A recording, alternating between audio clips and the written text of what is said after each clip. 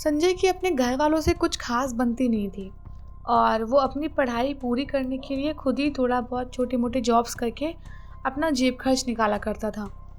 तो संजय ने अभी डिसाइड किया एक पास की ही मेडिकल स्टोर की शॉप में जो दवा वगैरह देते हैं ना, उनकी जॉब करने का। और उसने जिस मेडिकल स्टोर पे जॉब करना स्टार्ट किया था ना, तो उसके आसपास ही वो एक छोटा सा रूम देख के रहने लग गया। और वो इलाका इतना अच्छा नहीं था क्योंकि छोटे मोटे इलाके जो मोहल्ले टाइप के जैसे होते हैं ना, कभी कभी कुछ कुछ स्पेसिफिक बदनाम इलाके होते हैं जहाँ पे चोरी डकैती लूट मार सब होता रहता है और आए दिन कोई ना कोई किसी का घर का ताला तोड़ के भाग जाता है। उस टाइप की चीज़ें हुआ करती थी। लेकिन संजय ने सोचा कि मेरे पास तो इतना कुछ है नहीं, रही सही बुक्स हैं तो आज के टाइम में बुक्स तो कोई चुराएगा नहीं तो क्या ही फ़र्क पड़ता है, और बाकी अपना जाएगा काम करके आएगा और जो बाकी टाइम होगा उसमें पढ़ाई करेगा।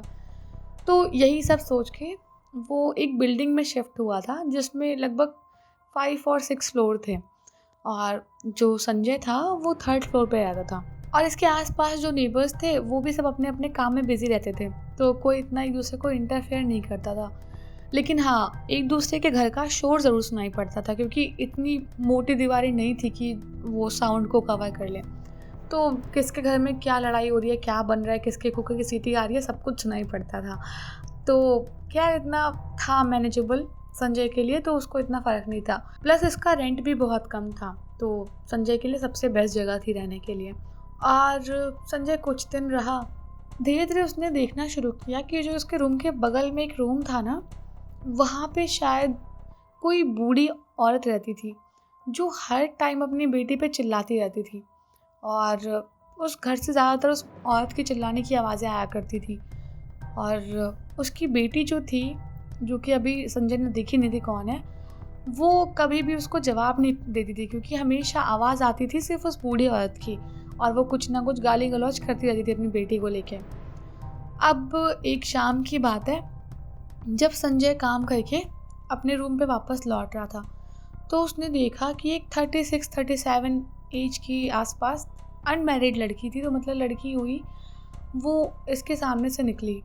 और संजय ने उसको देख के थोड़ा सा स्माइल किया, लेकिन वो बहुत सीरियस थी और अजीब तरह से संजय को देखा उसने और स्माइल नहीं की, बस वो वहाँ से निकल गई। संजय अपने रूम में आ गया और सोचने लगा कि ये शायद वही है जो इस घर में रहती है जिसमें वो बूढ़ी औरत चिल्लाया करती है।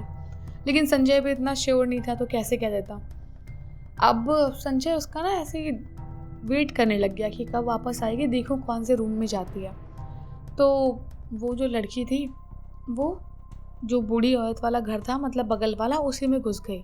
और थोड़ी देर बाद फिर चिल्लाने की आवाज़ें आने लग गई कि कहाँ गई थी महारानी, काम वाम नहीं करना है क्या, बर्तन पड़े हुए हैं पूरे वैसे ही, कौन धुलेगा उनको, झाड़ू पोछा कुछ भी नहीं हुआ है अभी तक, घर में खाना कब बनेगा, ये सब चिल्लाने की आवाज़ आने लगी। तो संजय को बड़ा बुरा फील हुआ कि पता नहीं कैसी माँ है, हर टाइम चिल्लाती रहती है। माँ है, दादी है, जो भी है, हर टाइम चिल्लाती रहती है, कैसी अजीब सी औरत है।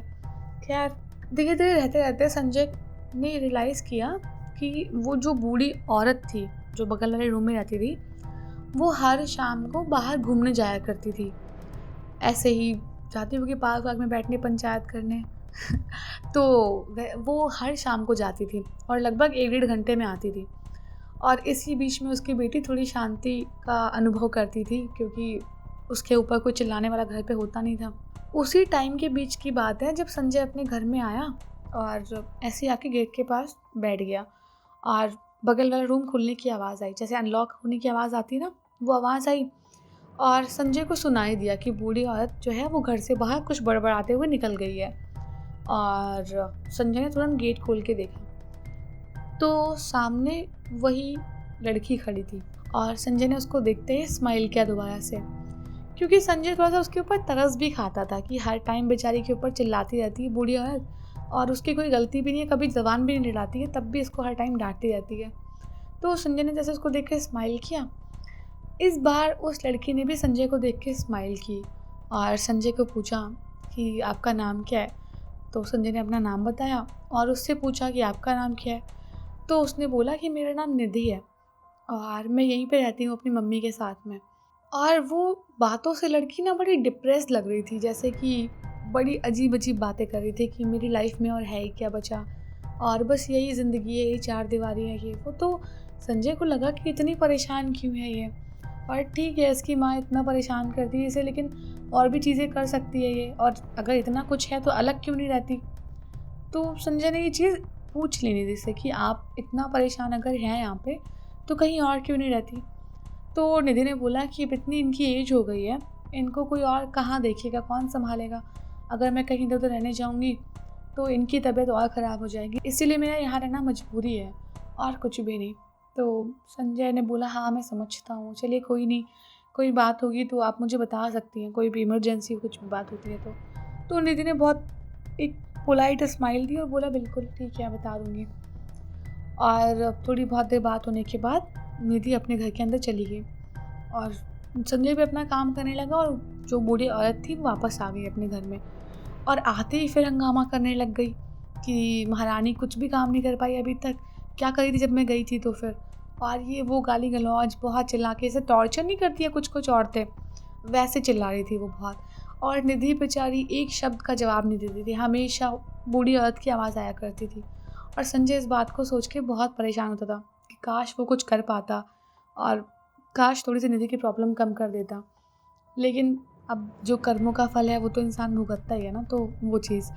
ऐसे ही एक दिन संजय अपना काम कंप्लीट करके शाम को जैसे घर आया तो उसने देखा कि बाहर पुलिस की 2-3 जीप लगी हुई हैं, और बाहर ही 2-3 पुलिस वाले खड़े हुए, पता नहीं क्या लिखा पढ़ी कर रहे थे।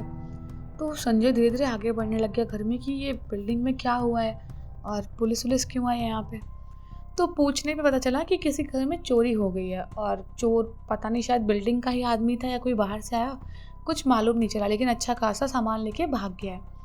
और आगे से पुलिस वालों ने बोला कि भाई अपने एंड से सतर्क रहो तुम लोग, बाकी तो क्या ही कर सकते हैं। तो ये सब कंडीशन देख के संजय ने सोचा कि एटलीस्ट एक सीसीटीवी लगवा लेता हूँ, और कुछ भी होगा और चोर डकैत जैसे आ रहे हैं तो मैं तो यहाँ अकेले रहता हूँ, अपनी सेफ्टी के लिए सही एक सीसीटीवी लगवा लेता हूँ, और मुझे पता भी चल जाएगा क्योंकि मैं तो हमेशा रात में लेट आता हूँ कई बार, तो सेफ रहेगा। ये सब सोचते हुए संजय ने अपने यहाँ सीसीटीवी लगवाया, और पास में ही निधि रहती थी तो उसकी मम्मी और निधि बाहर ही खड़ी थी। तो संजय ने उसकी मम्मी को बोला कि आप भी अपने यहाँ सीसीटीवी लगवा लीजिए और बहुत सेफ हो जाएगा, और आप तो यहाँ पे दोनों अकेले रहते हैं। तो उसकी मम्मी ने बड़ी अजीब सी स्माइल दी और बोलने लगी अपने काम से काम क्यों नहीं रखता, अपने यहाँ लगवा जो कुछ लगवाना है, हमें ज़रूरत नहीं है। और इतना बोल के निधि को अंदर खींच ले गई, और संजय को बड़ा वियर्ड लगा कि मैंने कौन सी गलत बात बोली थी। चलो ठीक है, अब संजय ने अपने यहाँ सीसीटीवी लगवा लिया। अब सीसीटीवी लगने के बाद संजय को हर टाइम एक वो हो गया कि बार बार चेक करता कि बाहर कोई आया तो नहीं, या बाहर से कौन जा रहा है कौन आ रहा है। वो कभी कभी खाली टाइम में यही काम किया करता था, और रोज़ सीसीटीवी में देखता वो कि वो बूढ़ी औरत जाती शाम के टाइम अपनी ऐसे ही लेके डोलची वोलची हाथ में, और निधि बाहर छोड़ने आती उसको, फिर अंदर घुस जाती घर में। तो ये रूटीन था। अब ऐसे ही एक टाइम की बात है, रात में जब बहुत बारिश हो रही थी, बहुत बारिश, एकदम हवा चल के बारिश नहीं होती है, बिजली बार बार कड़कती रहती है, वैसी बारिश, बड़ी भयंकर बारिश हो रही। और उसकी मम्मी का रूटीन था कि चाहे जो हो जाए वो बाहर ज़रूर जाएंगी वॉक करने के लिए, या जो भी करने जाती हूँ गॉसिप।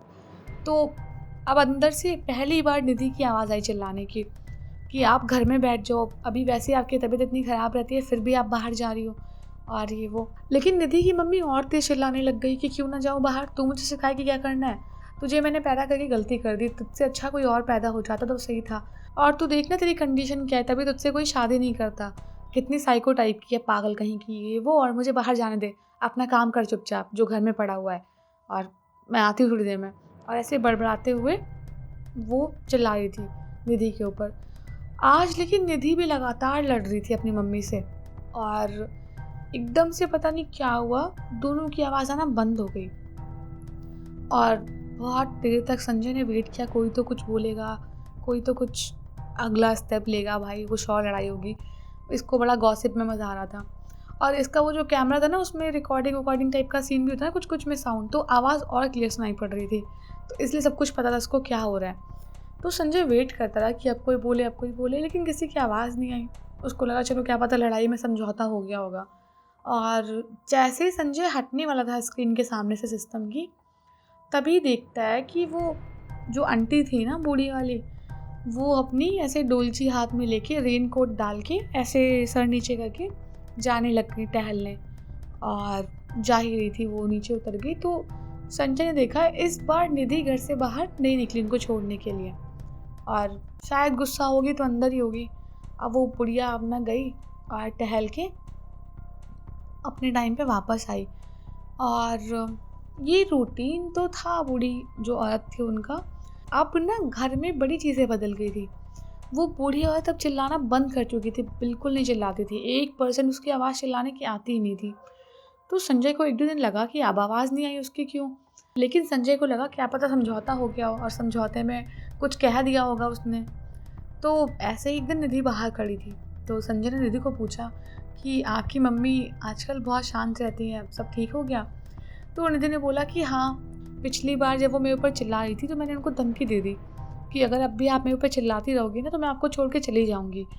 तो उस दिन के बाद से शायद वो मेरी बात समझ गई हैं, तो अब मुझ पे बिल्कुल नहीं चिल्लाती और हमारे बीच सब कुछ बहुत नॉर्मल हो गया है। तो संजय ने बोला कि चलो ये तो बहुत अच्छी बात है। तो संजय ने जब थोड़ी बहुत निधि से बात की और संजय को इस बात की खुशी हुई, चलो कि कम से कम अब निधि की लाइफ में थोड़ी शांति है और उसकी मम्मी भी उसको कोऑपरेट कर रही हैं। अब संजय अपने काम से काम रखने लग गया और ज़्यादा चक्कर में नहीं पड़ता था कैमरे में देखने के। अब ऐसे ही एक बार संजय ने फिर निगाह पड़ गई तो देख लिया कि उसकी मम्मी जो है वो निकल के गई है टहलने के लिए, और जैसे ही वो टहलने निकली थोड़ी देर बाद अजीब सा पता नहीं क्या हुआ, पूरी बिल्डिंग में ना कुछ जलने की बदबू आने लग गई बहुत ज़्यादा, और पूरा धुआं धुआं सब जगह होने लग गया। इवन इतना धुआं हो गया था कि वो स्मोक डिटेक्टर्स ना सब जगह वो बोलने लग गए, और देखते देखते सब लोग भाग भाग के इधर देखने लग गए किसके यहाँ क्या जल रहा है, और इतनी तेज़ जलने की स्मेल बहुत ज़्यादा। अब सब एक दूसरे के घर में देखने लग गए, तभी सबसे ज़्यादा एक्सट्रीम स्मेल संजय को आ रही थी। तो संजय को लगा पक्का निधि अकेले है घर में और कहीं ऐसा तो नहीं कुछ उसके साथ में हो गया हो, और उसकी मम्मी तो अभी भी निकल के गई है, कहीं कुछ कर तो नहीं दिया उन्होंने। और यही सब सोचते हुए संजय अपने बगल वाले घर में डोरबेल बजाने लग गया कि भाई गेट खोलो गेट खोलो, लेकिन निधि गेट खोलने आ ही नहीं रही थी, और इतना धुआं धुआं इतनी स्मेल आ रही है, बाप रे, बड़ा हिसाब ख़राब हो गया वहाँ पे। अब जब तक संजय गेट खुलवाया था, धक्का दिया था गेट पे, तब तक 3-4 लोग और आ गए कि भाई क्या हो गया, यहीं से शायद आ रही है स्मेल, और बाकी तो किसी के घर से आ नहीं रही है, खुलवाओ खुलवाओ गेट। बिल्कुल गेट नहीं खुल रहा था। तो संजय को लगा क्या पता इतना धुआं है बेहोश वेहोश हो गई हो, और ये सब देखने के लिए ये लोग बहुत तेज़ तेज़ गेट पे मारने लग गए और गेट का लॉक टूट गया।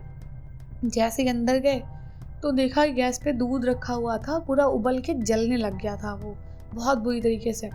तो फटाफट गैस वैस ऑफ की, पूरा धुआं हुआ निकालने के लिए खिड़कियाँ खोली, सब कुछ खोला, और अब सब लोग निधि को ढूंढने लग गए क्योंकि सबने देखा था कि उसकी मम्मी जो है वो बाहर टहलने गई है।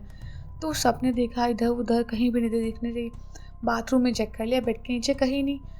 बगल में एक स्टोर रूम था जिसमें ऐसे ही बस हल्का सा लॉक सा लगा हुआ था बाहर से। तो इस बार उन्होंने गेट खोल के देखा कि देखिए अंदर क्या है। जैसे उन्होंने गेट बाहर से जो लॉक था वो खोला, और अंदर जो नज़ारा देखा उन्होंने, सबकी एकदम हालत ख़राब हो गई और सब एकदम वहीं पर स्तब्ध हो गए 2 मिनट के लिए, क्योंकि अंदर कोई और नहीं, निधि की मम्मी की लाश पड़ी हुई थी।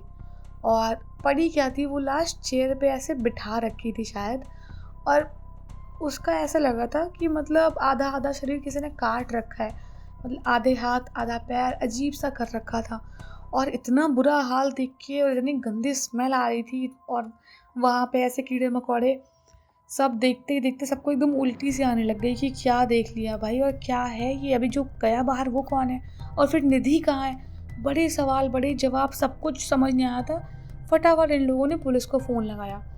अब पुलिस को फ़ोन लगाया और पुलिस को सब बताया कि घर में ऐसी ऐसी चीज़ें मिली हुई हैं और ये सब बात है। तो कुछ टाइम में पुलिस आई। पुलिस ने सारी जो भी बची हुई थी टुकड़े उकड़े लाश के वो रखे अपने पास, और सारी चीज़ें देखने ढूंढने लग गए। फिर पुलिस को पता चला कि ये जो मर्डर है वो किसी और ने नहीं, निधि ने ही किया है, क्योंकि जब निधि टहल के आई उसने अपने घर में पुलिस वुलिस देखी तो वो बड़ा पैनिक करके भागने लग गई, और तब उसका जो वो कवर हुडी टाइप का पहन के चलती थी ना अपनी मम्मी के, वो जब उठा तो पता चला कि वो उसकी मम्मी नहीं, वो निधि है। और उसकी मम्मी को निधि ने ही मारा था, क्योंकि जो उस रात बहस हुई थी उस रात निधि को बहुत गुस्सा आ गया और वो अपना गुस्सा कंट्रोल नहीं कर पाई। उसने चाकू उठा के अपनी माँ के पेट में मार दिया। कि यार ये बहुत ही गलत चीज़ थी जो भी किया, और उसको जो भी था मे भी वो मेंटली कुछ प्रॉब्लम होगी, क्योंकि कोई भी नॉर्मल इंसान कभी ऐसा कुछ तो सोच भी नहीं सकता, करना तो बहुत दूर की बात है। तो उसको शायद साइको वाइको रही होगी। तो केस चला और जब ये जजमेंट दिया जा रहा था उसके ऊपर, उसको जज ने बोला कि इसको उम्र कैद की सज़ा सुनाई जाएगी और हमेशा आप जेल में रहेगी है। तो जिस दिन ये जजमेंट होना था ना, उस दिन भी वो बहुत बेफ़िक्र सी लग रही थी और चेहरे पे उसके हल्की सी स्माइल थी, जैसे कुछ हुआ ही नहीं। और जैसे ही जज साहब ने जजमेंट दिया ना, तब भी वो बिल्कुल भी शिकन नहीं चेहरे पे था उसके, बिल्कुल मस्त एकदम थी। और जब उसको पुलिस ले जाने लग गई जेल के साइड में, तो वो मुड़ के संजय की तरफ देखने लगी और बोलने लग गई, तुम्हें मुझे पहले बताना चाहिए था ना, मैं वो लाश धीरे धीरे करके खुद ही खा जाती। मैं तो उसको फेंकने जाया करती थी रोज़ रोज़, लेकिन तुम लोगों ने मेरा पूरा गेम ख़राब कर दिया। और ये कह के अजीब तरह से हंसी और आगे बढ़ गई। और ये चीज़ अब संजय के माइंड में हमेशा रहेगी कि संजय कैसी जगह पे रहा था जहाँ कोई ऐसी साइको लड़की भी रहती थी। और उसका अब लड़कियों पर से ही भरोसा उठ गया था कि पता नहीं कितनी शांत दिखने वाली, कितनी सिंसियर दिखने वाली लड़की जब ऐसा कर सकती है, तो कोई पागल बातें करने वाली लड़की कैसी होगी। और ये वो, खैर ये तो मजाक की बात है। अगर आपको स्टोरी अच्छी लगी तो वीडियो को लाइक कर देना और कमेंट करके बताना स्टोरी कैसी थी। और यार सब्सक्राइब तो देखो तुम अभी कर दो, बिल्कुल वेट मत करो, तुरंत करो सब्सक्राइब, जाओ।